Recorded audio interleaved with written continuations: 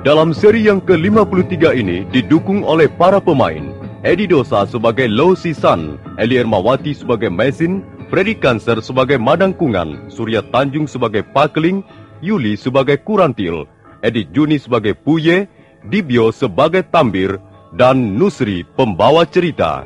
Selamat menikmati.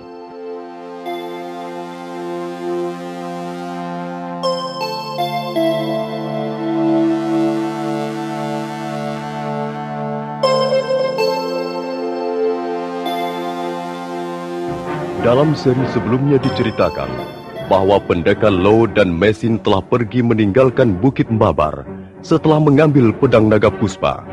Sementara itu, Kurantil membawa dan merawat Madangkungan di rumah Pakeling kakaknya. Setelah beberapa saat lamanya Madangkungan kembali sadar. Di mana aku? Di mana aku? Apa yang terjadi? Kau terluka dalam, Kakang Madangkungan. Sekarang kau di rumah kakakku, Pakeling.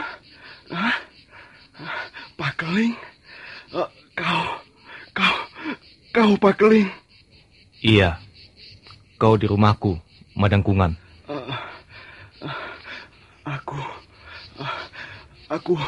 Aku harus membunuhmu, Pakeling. Jangan, Kakang, jangan. Sudahilah pertikaian tak berguna ini. Aku harus membunuhnya. Aku merasa berdosa kalau tidak bisa membalas dendam ayahku. Kakang, apa yang sudah terjadi, biarlah berlalu bersama dengan waktu. Tak ada manfaatnya memelihara dendam sekian lama. Dendam tak akan membuat seorang pendekar menjadi dewasa. Omong kosong. Bagaimanapun aku harus melampiaskan dendamku. Ayo, Pakeling. Pertarungan belum selesai. Ayo kita teruskan lagi. Kakang, kau sedang terluka dalam. Kau harus beristirahat dan bukannya malah bernafsu untuk berkelahi. Kurantil. Aku memang terluka dalam. Tapi bukan berarti aku menyerah. Kakang! Diam kau. Sudah kubilang jangan ikut campur urusan laki-laki. Ayo Pakeling. Ayo keluar ke halaman. Tempat ini terlalu sempit untuk menyapung nyawa. Madangkungan, kau terluka. Mengapa kau tidak berusaha untuk menyembuhkan luka-lukamu lebih dulu? Tidak perlu. Jangan mengira kau telah memenangkan pertarungan, Pakeling. Aku terluka bukan oleh senjatamu. Aku juga tidak mengakui telah memenangkan pertarungan denganmu. Aku hanya mengingatkan bahwa tak ada perlunya kita meneruskan pertarungan itu. Karena kau dalam keadaan terluka. Jadi kau menolak melayani aku, Pakeling? Iya. Aku tidak ingin memanfaatkan keuntungan ini. Kalau kau masih penasaran, baiklah, kita lanjutkan pertarungan kita. Tapi tunggulah sampai luka-lukamu menjadi sembuh. Baiklah. Baiklah, Pakeling. Suatu ketika aku akan datang lagi ke Pongging untuk menantangmu. Silakan. Aku toh tak mungkin menolak kehadiranmu. Nah, aku akan pulang dulu.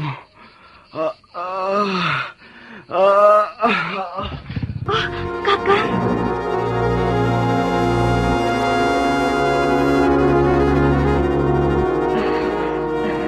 Lau, kita harus mencari tempat untuk menginap, Lau. Iya, tentu saja. Menurut Aki Kumblek, tak jauh dari desa Pongging ada desa lagi. Tapi sebelumnya kita harus menyeberangi sebuah hutang. Sebenarnya kita mau kemana, Lau? Ayah, Mesin. Pertanyaanmu sukar untuk kujawab. Paling tidak untuk saat sekarang ini, Mesin. Kita sedang berjalan. Kita meninggalkan negeri leluhur dan sekarang berada di negeri orang. Kau tidak usah cemas karena tidak tahu tujuan perjalanan kita, Mesin.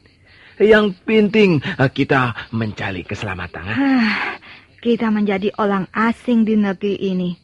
Makin jauh masuk ke daerah pedalaman, semakin terasa bahwa kita orang asing. Ya, kita akan banyak menemui kesulitan karena warna kulit dan wajah kita yang menyolok. Kita mungkin akan dicurigai dimanapun kita singgah. Tapi aku yakin tidak semua orang di negeri ini mencurigai orang asing dan bermaksud mencelakakannya. Buktinya Ki Gumlek, dia baik. Baru saja kenal, tapi dia sudah seperti keluarga sendiri. Iya, mudah-mudahan kita akan banyak menjumpai orang-orang seperti itu, loh. Hei, Mesin. Ada apa? Baru saja aku melihat Sina sekilas. Itu dia. Di balik daun-daunan itu. Sinyal apa? Sinyal itu berwarna merah. Pasti sinyal lampu minyak. Kalau begitu, barangkali ada rumah di sana, loh. Iya, barangkali sinyal itu datangnya dari rumah. Ayo, kita ke sana. Siapa tahu kita bisa menemukan tempat untuk menginap malam ini.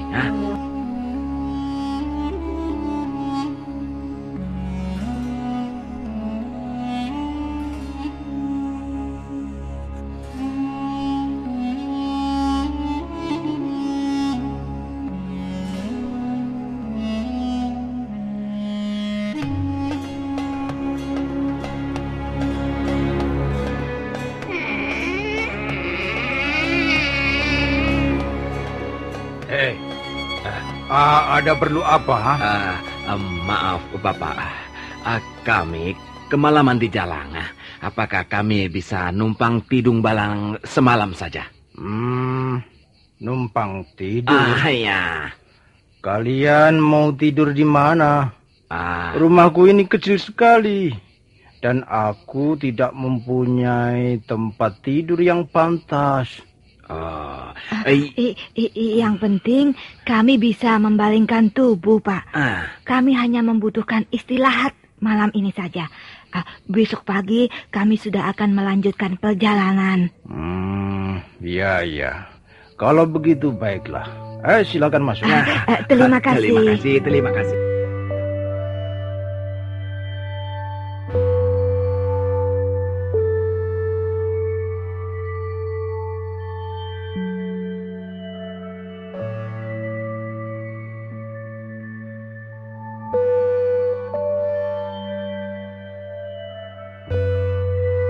Sepertinya kalian ini bukan berasal dari negeri kami. Betul. Memang, Pak, memang. Kami berasal dari negeri yang jauh dari negeri Bapak ini. Tanah luluhur kami adalah daratan Mongolia. Ribuan kilometer dari tempat ini. Aneh sekali. Tidak pernah ku dengar ada orang bepergian sejauh itu dari negeri nenek moyangnya.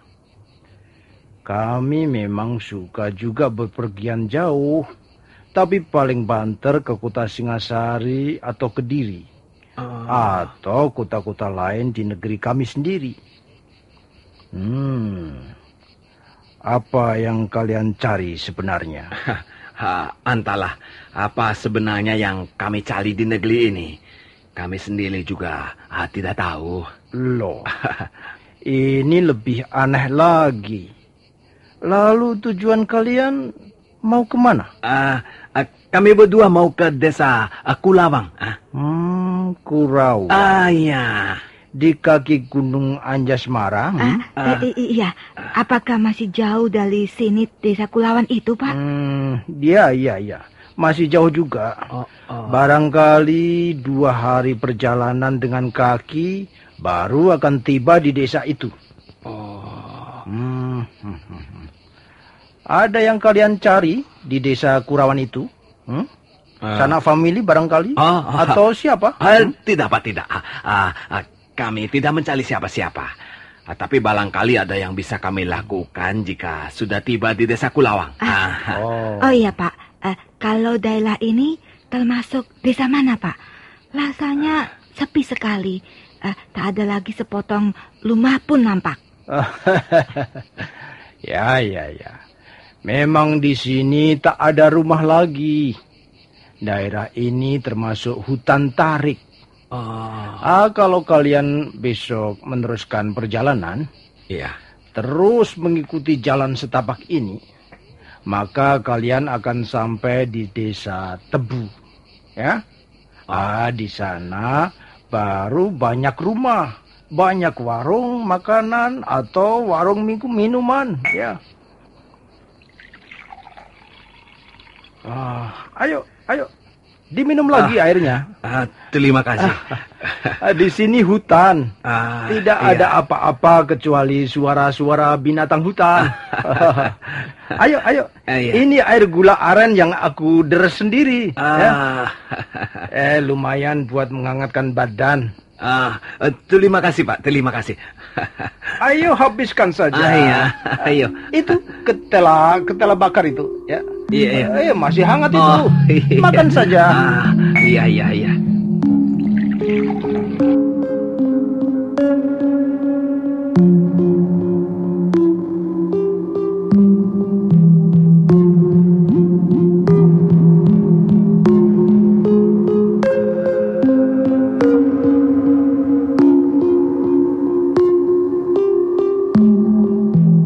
Mesin karena telah mengantuk sekali, segera tidur pulas di atas tumpukan jerami dan tikar daun pandan yang sudah robek di sana-sini. Pendekar Lau menyusul tidur tak lama kemudian, tapi dia nampak gelisah dalam tidurnya. Mendadak, lewat tengah malam, dia tergagap bangun. Mesin. Ada apa, Lau? Aku masih mengantuk.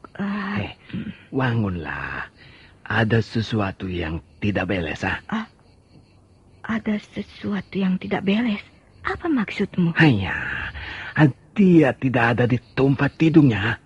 Maksudku orang desa itu diam-diam telah pergi. Kelihatannya dia bukan orang yang mudah untuk dipercaya begitu saja. Apakah sudah lama orang itu pergi, Lau? Aku tidak tahu. Aku memang tidak bisa tidur pulas. Aku gelisah. Mana banyak sekali nyamuk hutang. Bisa-bisa gatas sekali kalau menggigit. Tapi karena mengantuk dan lelah, aku bisa juga terlelap sebentar. Tapi ketika bangun, kulihat tulang desa itu tak ada lagi di atas pembalingannya. Pergi kemana ya dia malam-malam begini? Mana tahu. Kita bersiap-siap saja. Kalau memang orang itu bermaksud tidak baik, ya terpaksa kita lawan berdua. Tapi Lau, kalau bisa jangan sampai kau gunakan lagi pedangmu itu, Lau. Kita berada di negeri orang. Janganlah kita melibatkan diri dalam peristiwa-peristiwa pembunuhan berdarah. Aku mendengar ada delap kaki kuda menuju kemari. Pasti orang desa itu datang bersama kawannya. Aku mendengar ada delap 2 ekor kuda.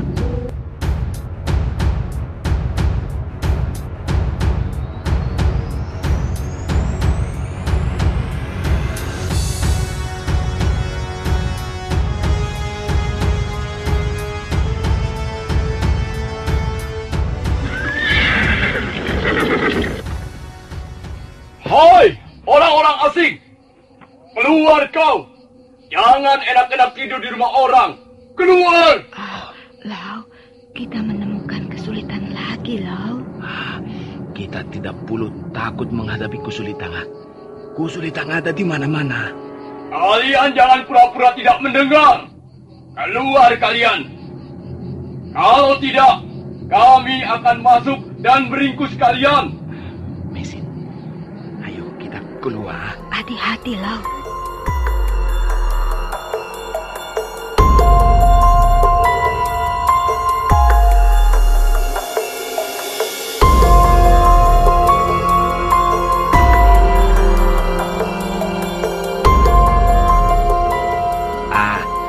Kami sudah keluar.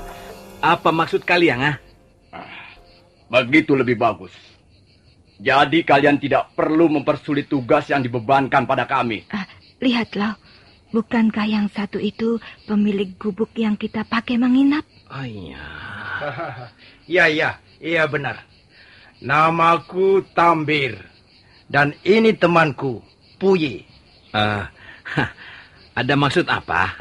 Hoe membawa temanmu kemari, ya? Hei, jangan bertanya begitu. Aku bebas membawa siapa saja ke gubukku ini. Tapi mengapa kau pergi dengan diam-diam meninggalkan kami yang sedang tidur? Mengapa kau tanyakan juga soal itu? Aku bebas pergi kemana saja aku suka dan kapan saja. Tapi, ya, karena pertanyaan harus dijawab, maka aku tidak keberatan untuk menjawabnya. Hai, dengar. Aku pergi memanggil temanku dengan diam-diam karena suatu tugas rahasia. Tugas rahasia? Sudah sejak semula aku memang mencurigaimu. Kau pasti bukanlah orang yang biasa berbuat baik pada mereka yang membutuhkan pertolongan. Jangan ngomong sembarangan. Kamilah yang semestinya mencurigai kalian. Kalian jelas bukan penduduk desa di sekitar sini. Bahkan menurut temanku Tambir, kalian berasal dari negeri seberang lautan. Nah, bukankah kalian pantas kami curigai? Iya. Kami berdua memang orang asing di negeri ini. Karena itu, kami mencurigai kalian. Tapi kami tidak melakukan apa-apa. Kami tidak berbuat kejahatan. Itu soal nanti. Yang penting, sekarang kalian harus menurut pada kami. Tunggu dulu. Apa yang kau maksudkan dengan menurut? Kalian akan kami tangkap. Dan selanjutnya, kalian akan kami bawa ke rumah Rake Dukut. Siapa Rake Dukut? Alah, jangan banyak bertanya. Nanti kalian akan tahu sendiri siapa Rake Dukut. Tapi kami harus tahu siapa orang yang bermaksud menangkap kami, ya. Temanku Tambir sudah berkata, kalian tidak perlu tahu. Apa masih belum jelas? Belum tahu maksudnya? Maaf. Kalau kami tidak tahu persis siapa Rake Dukut dan dengan alasan apa kami ditangkap, kami terpaksa tidak menerima begitu saja. Jadi dengan kata lain, kalian mau melawan, begitu? Boleh juga dikatakan begitu. Hati-hati, Mesin. Tambir, kita terpaksa mengambil jalan kekerasan. Iya, kalau memang begitu, apa salahnya? Ayo, kita sergap mereka.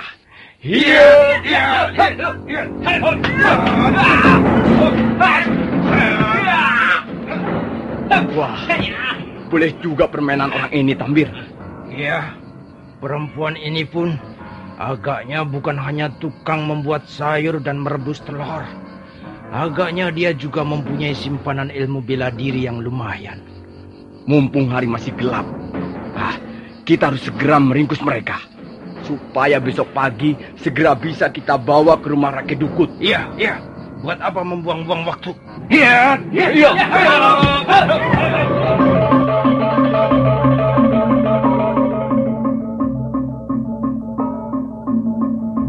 Orang yang bernama Puye segera menyerang ke arah Pendekar Low. Dia heran setelah beberapa kali serangan-serangannya dapat ditepiskan dengan mudah. Demikian pula orang yang bernama Tambir. Sekalipun yang dihadapinya adalah wanita, namun ternyata dia cukup kerepotan juga untuk mengalahkannya. Bahkan beberapa kali dia sempat terdesak dan hampir saja terkena pukulan berbahaya. Tapi mendadak dua orang itu berhenti menyerang. Ada apa, Puye? Ada apa? Aduh!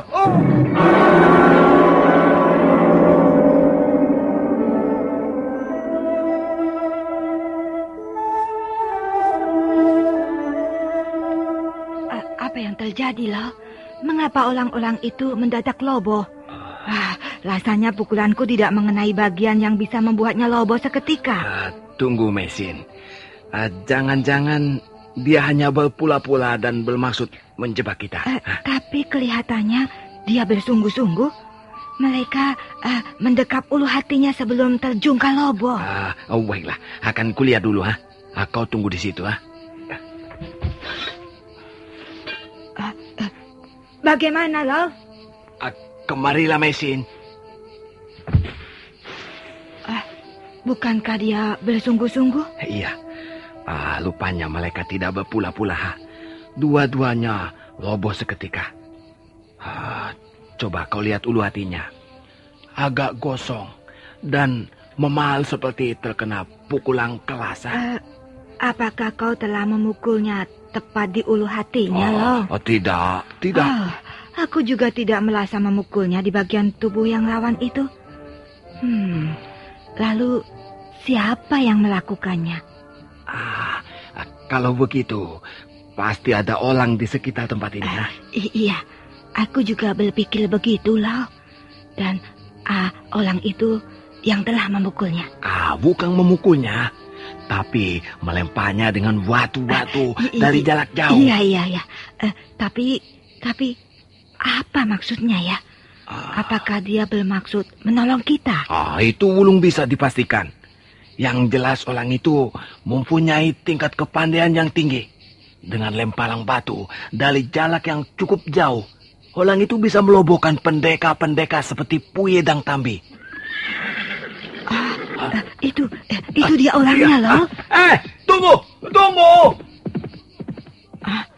Siapa orang itu, Loh? Mana kita tahu, Mesin.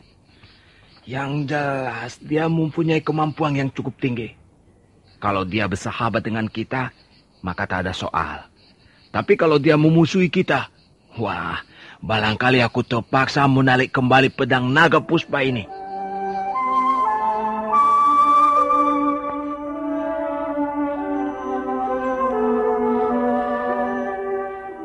Pendekar Lo dan Mesin untuk sesaat lamanya tak bisa berbuat sesuatu.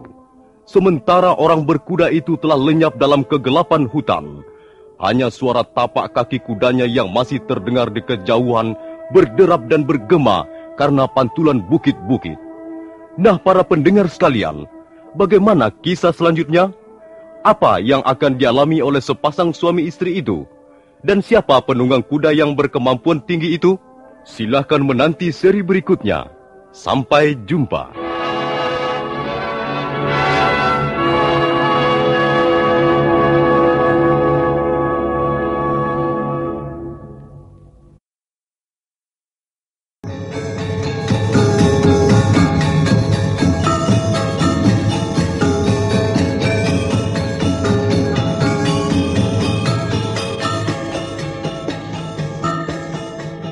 Dalam seri yang ke-54 ini didukung oleh para pemain Edi Dosa sebagai Lo Sisan, Eli Ermawati sebagai Mesin, Ivan Ros sebagai Sakawuni, Iwan Dalan sebagai Rake Dukut, Dibyo sebagai Tambir, Edi Juni sebagai Puye, Ape Burhan sebagai pelayan, dan Nusri pembawa cerita. Selamat menikmati.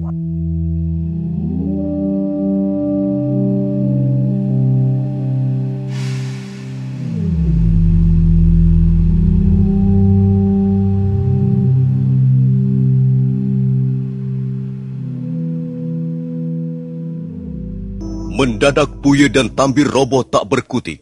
Ulu hatinya memar seperti bekas kena pukulan keras. Pendekar Lo berteriak memanggil penunggang kuda yang segera lenyap dalam kegelapan hutan tarik. Orang itu mempunyai kepandaian yang tinggi, Lo. Hanya dengan lemparan batu kecil, dia bisa membuat Puye dan Tambir roboh. Walaupun tidak mati, tapi lukanya itu lumayan juga beratnya. Iya. Kalau penunggang kuda itu bermaksud baik dan bersikap bersahabat dengan kita, maka tak jadi soal. Tapi kalau dia berasal dari golongan lain yang ingin memusuhi kita juga, ya terpaksa aku menggunakan lagi pedang naga puspa. Lo, suamiku, petualangan kita di negeri yang asing ini lupanya banyak menemukan hambatan dan gangguan. Ya, bagaimanapun manisnya sebuah petualangan, dia pasti akan menyodorkan pelbagai macam tantangan. Dan bukankah tantangan itulah yang membuat kita ini menjadi penuh gairah? Loh, kamu apa? Lihatlah saja, Mesin. Sejak dari Pantai Tuban aku berjalan kaki. Enak juga barangkali untuk menunggangi seekor kuda. Dan Puye serta Tambir sudah menyediakan 2 ekor kuda untuk kita. Maksudmu kita akan meneruskan perjalanan ini dengan berkuda, begitu? Iya. Bukankah dengan begitu kita sangat menghemat tenaga? Tapi Lo, apa kau tidak tahu bahwa aku tak bisa menaiki kuda. Kau ingin aku terlempar dari atas kuda dan punggungku menjadi patah begitu? Kalau begitu, kita ambil saja 1 ekor, ha? Kemudian kita naiki berdua, ha? Hup, ya. Ayo, naiklah. Ayo. Lau, kita akan meneruskan perjalanan sekarang juga? Buat apa tidur di gubuk lial begitu, ha? Banyak nyamuk dan pemiliknya orang jahat. Lebih baik kita isi sisa malam ini di atas punggung kuda. Ayo, naiklah. Lau, jangan terlalu kencang larinya. Di sekitar sini banyak jurang yang dalam. Iya, kita memang tidak terlalu dibulu waktu. Mari kita berangkat. Iya.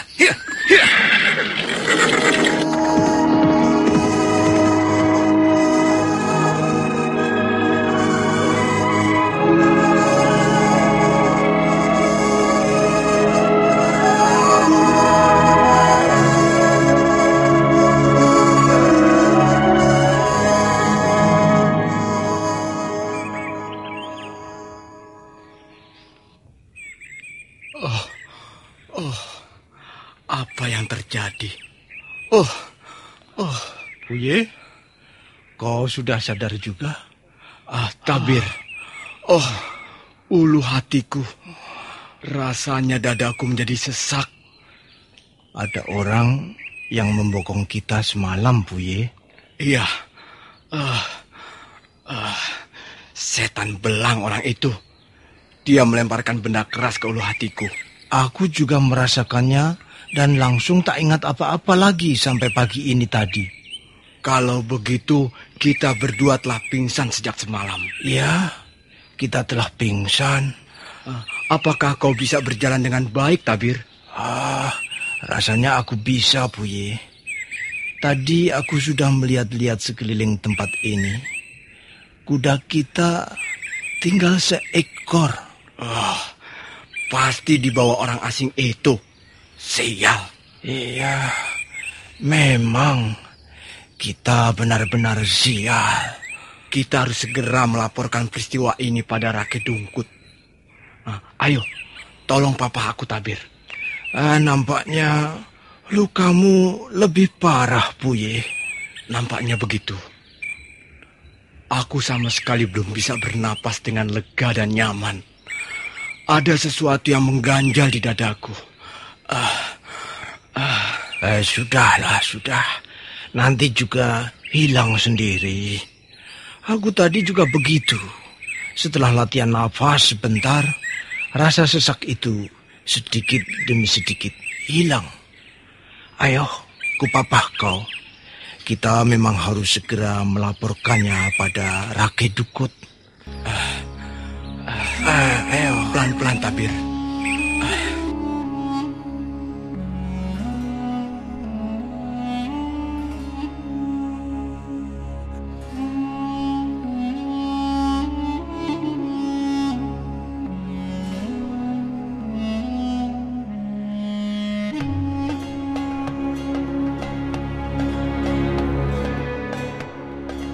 Goblok. Kalian memang goblok. Tidak becus. Maafkan kami, Kakang. Kami mengaku bersalah. Kami telah berlaku sembrono sehingga kami gagal menangkap orang itu. Ya, bukan hanya tidak bisa menangkap orang itu, tapi kalian sudah menghilangkan kudaku juga seekor.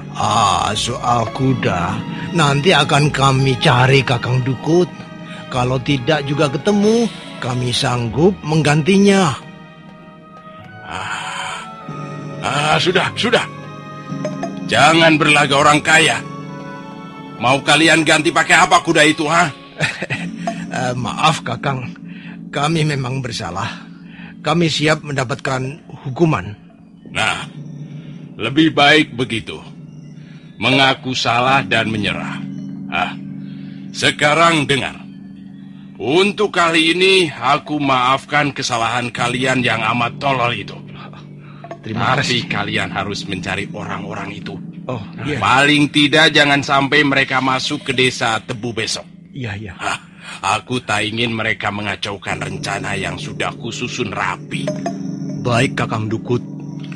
Kami akan melaksanakan perintahmu dengan sebaik-baiknya. Dan kali ini kami tidak akan gagal lagi, Kakang. Sudahlah. Jangan banyak bicara. Aku mau buktinya.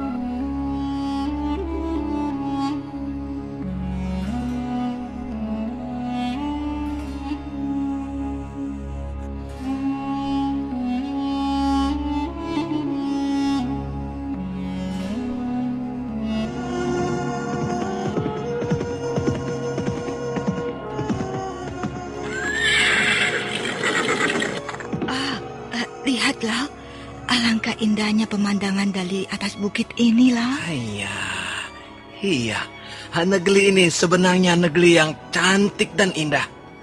Tanah di sini subur, segala macam tanaman bisa tumbuh dengan baik.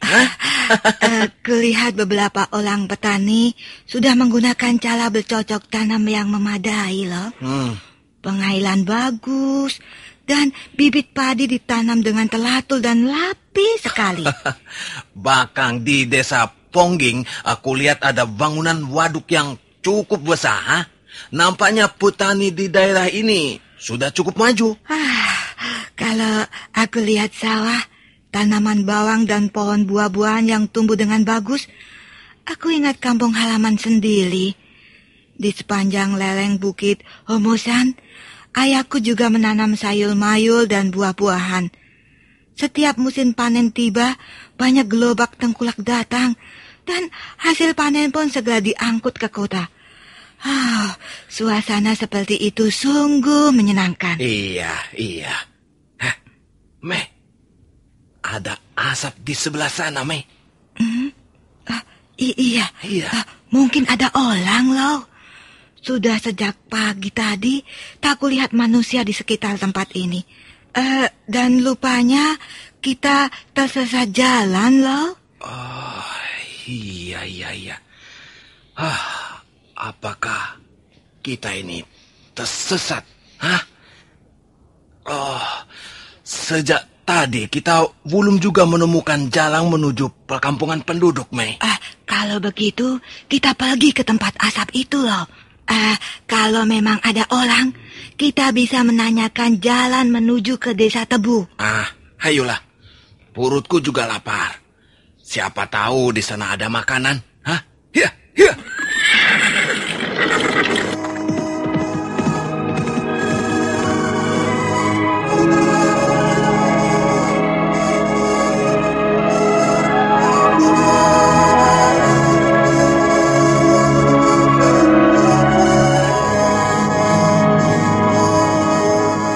Pendekar Lau segera melarikan kuda dan sebentar kemudian mereka sudah kembali masuk ke dalam hutan lebat.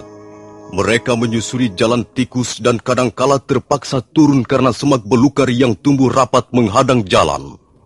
Akhirnya mereka tiba juga di tempat yang mereka tuju. Asap itu masih mengepul. Bau daging bakar membuat mereka terasa semakin lapar. Benar loh, ada orang. Lihat, dia tengah sibuk memanggang daging loh. Iya, lupanya dia sudah tahu kedatangan kita. Nampaknya seorang wanita loh. Aneh sekali, seorang wanita berada di tempat seperti ini sendirian. Wah, apa yang dicari ya lo ya? Entahlah, apa yang dicari ya? Dia juga mengendarai kuda. Jangan-jangan dia orang yang semalam melempar batu itu loh. Iya, memang benar-benar aneh negeri ini ya. Banyak orang berlaku aneh. Orang berlaku aneh tak ada jeleknya loh. Mungkin itu selera hidup mereka. Tapi orang jahat seperti Madangkungan itulah yang harus kita waspadai. Hanya Madangkungan sekarang tidak akan mampu berbuat jahat lagi. Tenaga dalamnya sudah habis tersedot kekuatan pedang ini. Untung ia tidak mati atau lumpuh.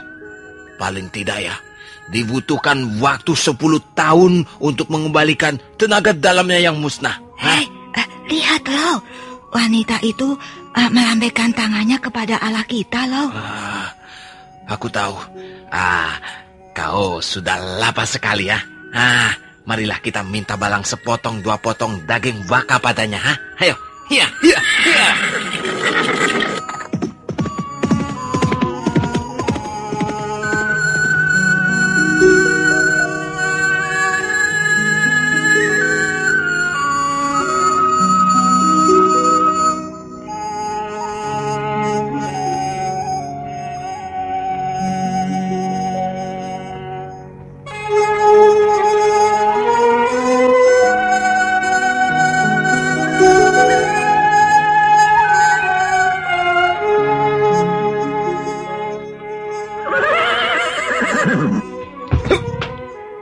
Mengapa kalian berhenti di sana?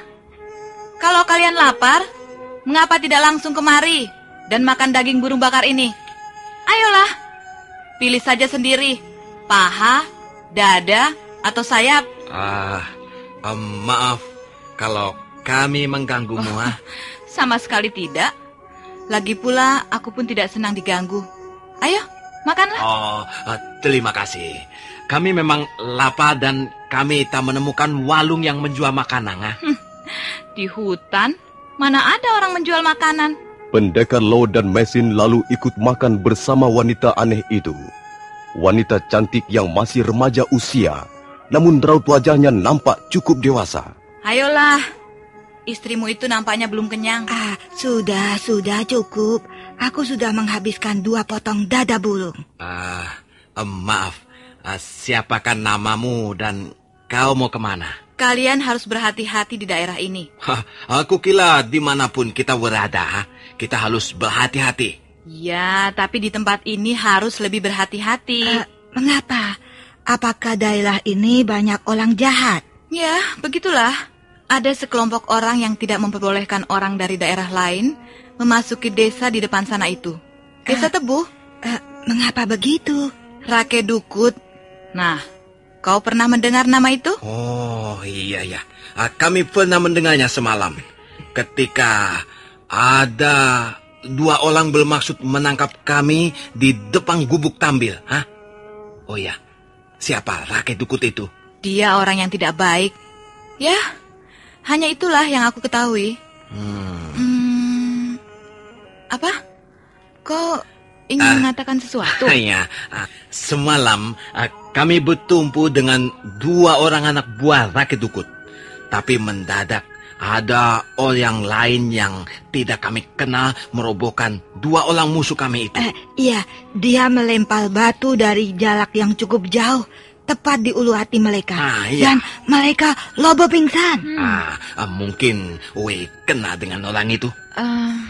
Tidak, aku tidak mengenalnya. Aku sudah kenyang. Aku harus meneruskan perjalanan. Tunggu dulu. Kenapa? Kau belum menjawab pertanyaanku. Siapa namamu? Apa perlunya tahu namaku? Kau tidak pergi kemana? Kalau kalian lapar, aku tak akan memberi daging bakar lagi. Kalian harus mencari sendiri. Di sini banyak burung ayam-ayaman yang jinak atau kijang. Tunggu. Dapatkah kau menunjukkan pada kami jalan ke Desa Tebu? Ya, kalian lihat 3 gugusan bukit di depan itu? Bukit? Iya, itu. Iya. 1, 2, 3. Iya. Nah, di balik bukit yang ketiga itulah Desa Tebu. Nah, selamat jalan. Hiya. Benar-benar wanita aneh. Dandannya seenaknya, seperti seorang laki-laki petani. Tapi bagaimanapun, seorang wanita tak akan sepenuhnya dapat menyembunyikan kewanitaannya. Mesin, kau sudah kenyang, Aku tahan tidak makan sampai nanti sore. Kalau begitu, mari kita lanjutkan perjalanan.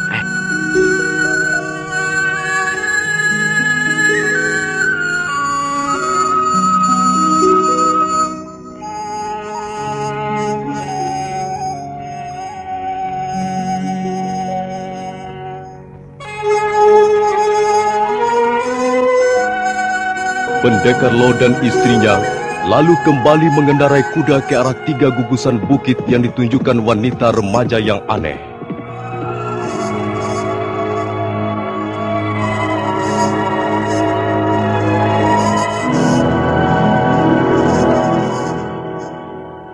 Dan memang benar apa yang dikatakan wanita remaja aneh.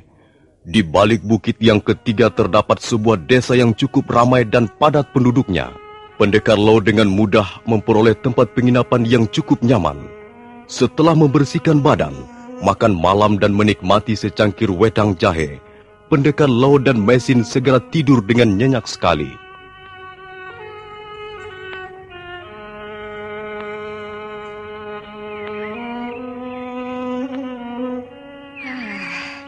Nyenyak sekali tidurku semalam. Hanya, aku pun langsung tak ingat apa-apa lagi. Begitu kepalaku menyentuh bata. Kau sudah rapi, sudah bersih, dan kau nampak segar. Aku mandi di air pancuran di belakang rumah penginapan itu. Dingin sekali airnya, seperti es, tapi enak dan segar. Iya. Rasanya lelahku segera hilang lenyap.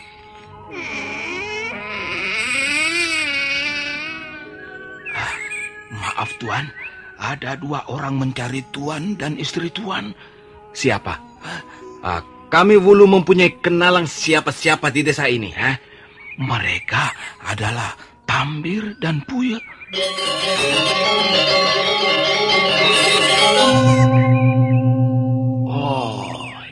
Iya. Mereka ada di mana sekarang?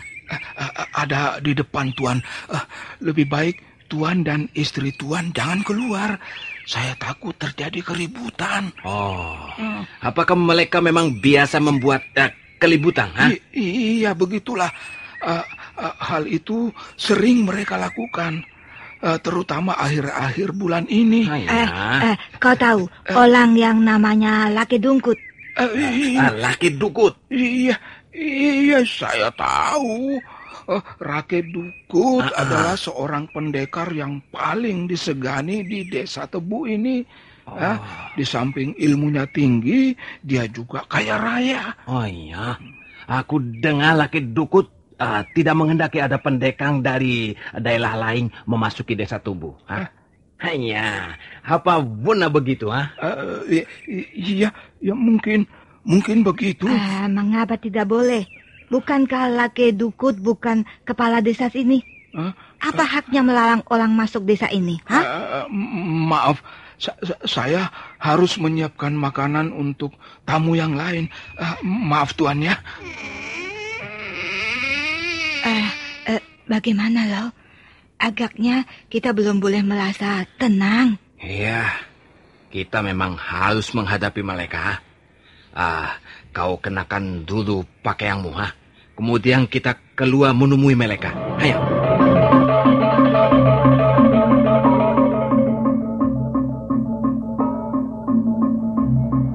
Nah, kita bertemu lagi orang asing. Sekarang kalian tak mungkin lolos dari tangan kami. Hanya, benar kata pelayan rumah penginapan ini Kalian adalah orang-orang yang suka membuat keributan. Kurang ajar. Pelayan itu berkata begitu. Hanya, kalian tidak usah malah padanya. Kalau memang dia berkata yang sesungguhnya. Kalau kalian mau malahlah pada kami. Hai orang asing, kau sudah berani berlagak jago di desa kami. Kau tahu apa kesalahan kalian? Pertama, kalian telah mengadakan perlawanan ketika kami akan membawamu ke rumah pimpinan kami. Dan kedua, kalian telah mencuri kuda kami. Hanya, kuda itu tergolong kuda yang bagus. Aku merasa beruntung karena dapat menikmatinya bersama istriku memutari hutang talik. Dan akhirnya sampai ke desa ini. Kuda itu bukan milikmu. Milik siapa? Kuda itu milik pimpinan kami, Rakyat Dukut. Kalau begitu, kalau Rakyat Dukut mau mengambilnya kembali, ya biar dia datang sendiri kembali. Bicaramu semakin kurang ajar. Jangan besar kepala kau orang asing. Ayo, Sikat mereka. Sikat!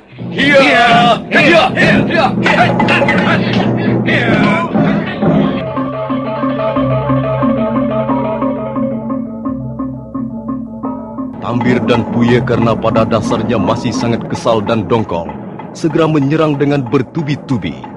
Halaman rumah penginapan di pagi yang cerah itu menjadi gaduh oleh bunyi orang berkelahi.